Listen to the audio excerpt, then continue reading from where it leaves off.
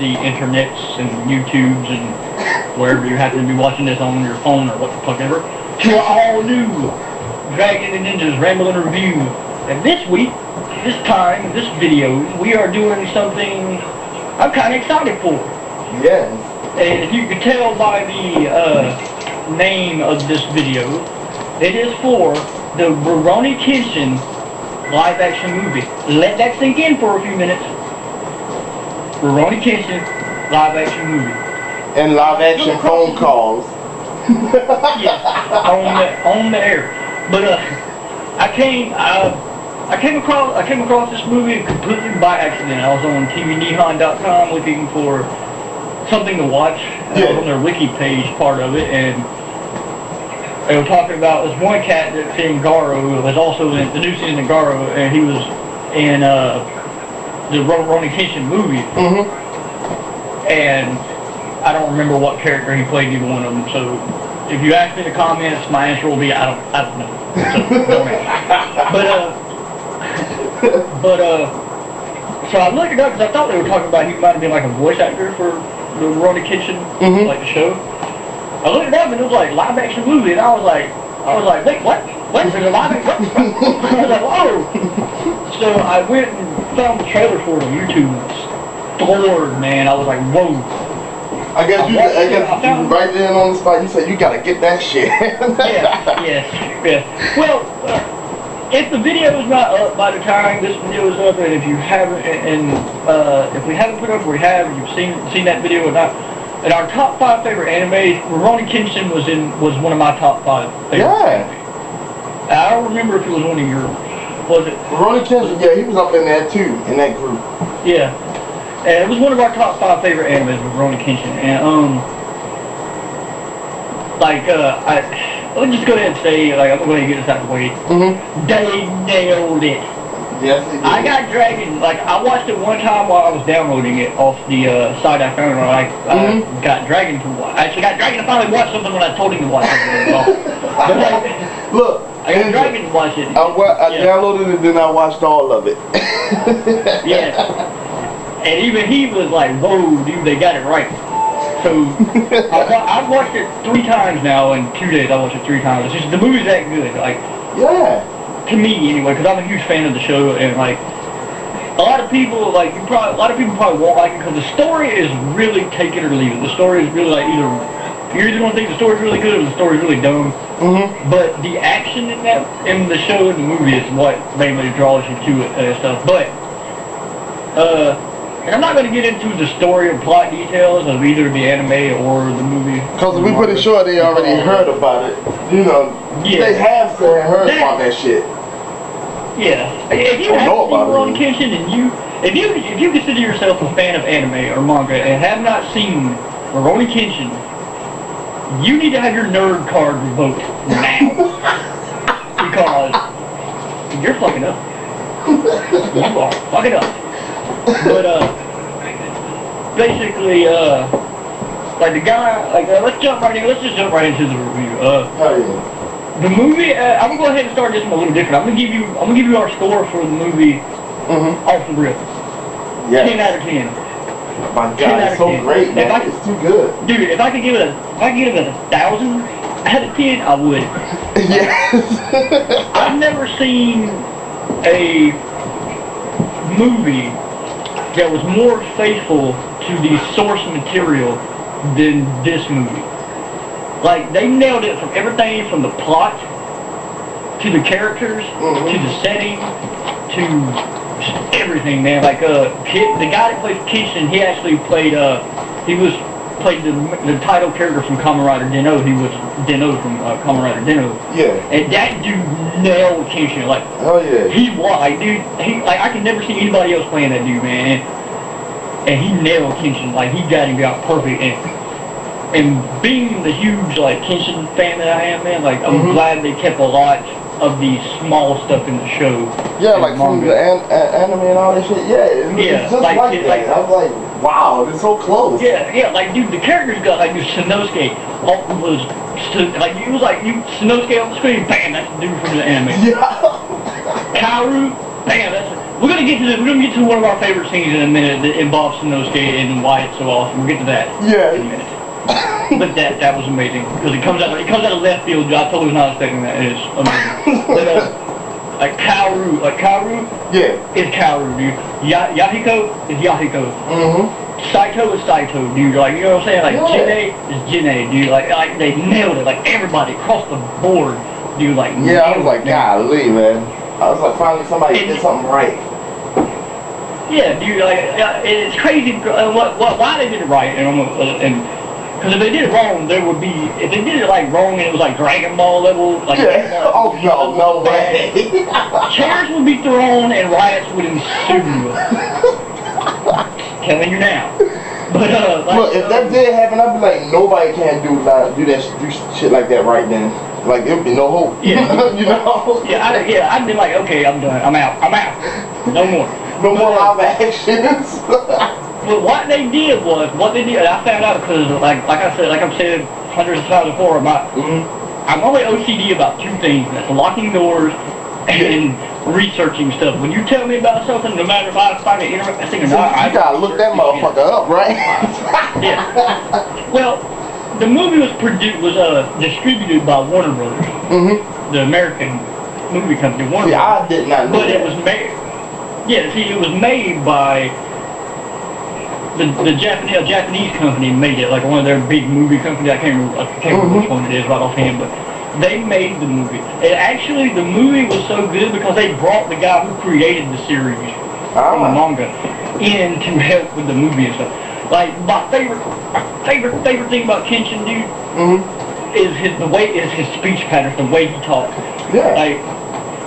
Like in the show, if y'all ever seen the anime, you know he's like, the door is open, that it is, or like so does she. Had it wheel. That's how he talks. He talks like that in the movie. Now I'm gonna say one thing that really, the subtitles are sketchy in some parts at best. I don't know if that was because the version we watched it on was like that, or if that's just how it came from the DVD or whatever. But I'll get to that in a minute. There's one scene in particular at the beginning of the movie when Kaoru Kenshin meets that kind of, I was like, whoa. But like they got how he says oro, like he says oro a lot. But getting back to the what he says like that I am or that I do or that I will.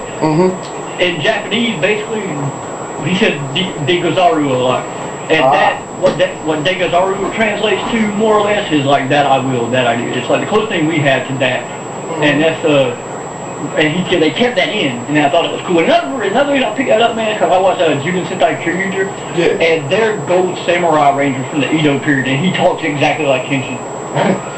Which is why I'm like, TV Nihon needs to sub this damn movie. But anyway, and they kept the oro, like, you'll see it, if y'all watch the movie, fine, you watch it, you'll see he says oro a lot, and really that's just him going, huh? Like, it's like him saying, like, huh? What? Yeah, like, stuff like that.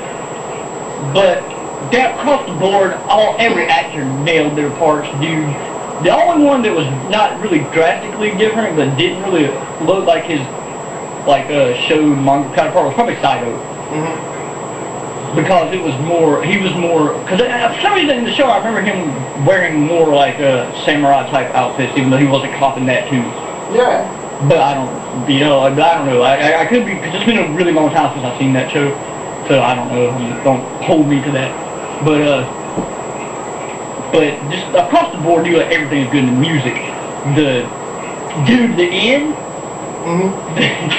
Yo, when he broke Janae's elbow, dude, oh my god, dude, that was so dope, dude, oh my god, with the heat of misery, oh my god, dude. But, favorite standout moments to me was the dojo battle against the brother characters from the show. I can't remember their names offhand. The dojo battle where he basically beat up like 10, 11 people with his hands. Yeah. And then Kenshin goes on in the dojo to explain to them how his sword style works while he's kicking their ass in the floor. But and another two is when Sanosuke and Kenshin rushed the dude's compound at the end of the movie, and they literally just those two guys by themselves took down 250 samurai, dude. Like, dude, I was like, oh my god, yo, like the action is just so, words cannot explain how the action scenes are. Like I'm a huge samurai movie fan. Martial arts movies and stuff, and a lot of the samurai movies I like, people like just probably wouldn't like them because they're like heavily, like a lot of ones I like are really Japanese, and people just be like, nah, that shit ain't cool. But the way they put these fight scenes were put together extremely well. But the best part of any fight scene in this whole movie is when Sanosuke's fighting that cat in the kitchen. Yeah.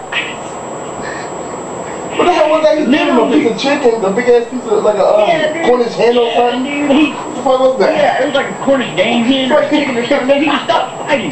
Like he's like, the dude knocks him down. By the way, did that dude have dreadlocks or was that just me? Like the guy he was fighting. Like I thought he had dreadlocks. I thought he did. What did that do? But like, the dude Sanosuke gets knocked on his ass, dude, and he's like, wait. He's like, I'm hungry. Let's eat. And then they just start eating this chicken, like in the middle of this fight. And then he offers the other dude some. I know I was like, what the hell are you doing? And then he offers the other guy some. He's like, hey man. What the fuck is this? Like, what's going on here? Yeah, dude, so like both of them start eating, and then like Sanosuke starts drinking like out of this wine bottle. He's like, hey, can you drink? I was like, this is the greatest movie ever. I was like, dude. I really thought he was going to use that to his advantage, man, like catch him off guard or something, but he waited until the other dude was through and then went to kicking that dude's ass, you know? That's what went through with the eating and the drinking shit. I'm like, they said, fuck it, they want to eat and drink. That's what was crazy. Look, and let's get to the main villain of this story, who I call Mr. No Gums. Oh my god, the asshole. Yeah, that wants to spend every segment of his, every time he on, show his teeth. His bottom teeth. His bottom teeth, it's got to be fake teeth. Basically, it's like his mouth hangs open, like his jaw hangs low. That's like the whole, every time he talks. What is this guy doing? Dude, I had to pause the movie to look at his mouth, because I was like, does that guy have gums? Like, his jaw teeth, I was like, what the fuck? I was like, those teeth can't be real. Like, that has to be like a mouthpiece or something just for that. Like, oh my god, man. He's like, had to pause that shit. Yeah, dude, but he does have one of the funniest parts of that movie, to me anyway. Like, the part whenever he's picking between the girl and the cook dude, man, like, which one he's gonna kill, and he points at the cook dude. But whenever, like, the other dude's like, yay, but he's like, and he turns to the side and points at the girl, dude. I don't know why, but look at his face while he was doing that, dude, just tripping me out, man. That's a lot, man. That shit was funny though. But if you're a fan of like Rurouni Kenshin and you haven't seen the movie, or if you want to, you know what I'm saying, you're interested just from hearing us talk about it, I highly recommend going and finding it. Yeah, it's man. Really good. Oh, one more person I want to touch on, man, was actually two more people. Yeah. The cat with the mask. Oh The guy with the guns. The dude with the guns. I can't remember if he was in the anime or not. Honestly, I don't remember that. I really don't. I don't either, man. But Kenshin, dude, that cat was still trying to fight after Kenshin them basically crushed his every rib and his body. I was like, dude, just give it up, man. This cat is done. But the other dude, Janae, the guy with the Ijutsu shit, dude, like, that dude, he was on point. His actor was on point with it, dude. Like that whole thing where he dropped the sword behind his back, man, and he kicked it across the arm, dude. Oh my god, I was like, hell yeah, dude, that shit was badass, man. Like, but his eye stuff is weird. It's really, like, in the tone of the movie, it looks really cool, but it's kind of off-putting the first time you see, like, his big blue pupils, like, expand when he does, like, the thing. Yeah, that kind of... See, as soon as I saw that, I remember that dude. Like, from the anime, I remember, like, it basically played out, like, exactly the same way. The same scene, you know, like, the chick was choking and shit. It almost he did that. Yeah, it almost goes shot for shot with the anime, dude. Like it almost goes like scene for scene with the anime. It starts it starts at the end of, cause in Rurouni Kenshin there's actually 3 movies that come before that are prequels to the Rurouni Kenshin series, and they're called Samurai X. And it's like how Kenshin got the scars and stuff. He got the X-shaped scar on his face, and like how he became the Hitotokiri Batosai. Actually, I found out, man, because people used to tell me that like Batosai, like the word meant manslayer, but it's not. It's the word that they used before. Yeah, it's the word they used before. That Hitotokiri. Yeah. Is the that's the word for manslayer. The reason they call him the Batosai is because of that move he does where he breaks that dude's elbow. Hell yeah. No. It's, you know when he did the thing where he had the sheath, the sword in the sheath, and then he like drew it real quick and cut the dude across the eye or whatever, or across the cheek or whatever. Like that's the Bato jutsu, and the thing where he does where he breaks the dude's elbow. That's why they call him the Batosai. Is because that's like his specialty attacks, or those 2 attacks. Man, them fucking fight scenes was good. All of them, for real. Yeah, everyone watch that shit. The funniest one is whenever Sanosuke and Kenshin fight outside that thing, and Kenshin... Dude, if you hadn't found it, like, I wouldn't have known about it. For real.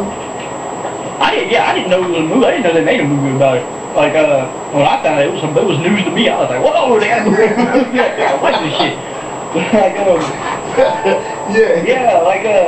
it covers, the plot starts basically at the end of one of the Samurai X movies, I'm not sure which one, where he's his side that he's fighting for to end the whole, like, shogunate stuff. Yeah. They win, and the story goes through the first, I can't remember if it's the first arc or the first 2 arcs, but it ends with the fight with Janae like it does in the animated manga.